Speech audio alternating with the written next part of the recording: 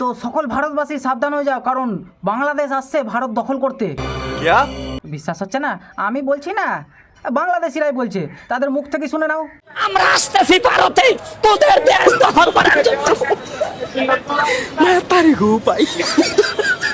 আরে আস্তে আস্তে আস্তে, দুটো ভিক্স চকলেট কিনে খা, তারপরে আসিস ভারত দখল করতে, যদি পয়সা থাকে তো।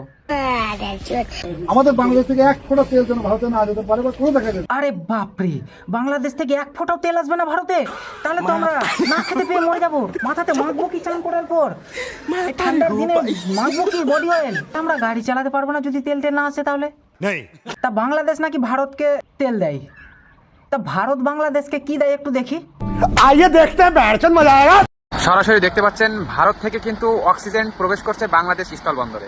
একমাত্র ভারত থেকেই অক্সিজেন গ্যাস আসে বাংলাদেশের মানুষের জীবন বাঁচানোর জন্য। দেখতে পাচ্ছেন ভারতীয় গাড়ি থেকে কিন্তু বাংলাদেশের গাড়িতে অক্সিজেন আনলোডিং করানো হচ্ছে বেনাপোল স্থলবন্দরে। তোদের অক্সিজেনটাও ও ভারত দেয়?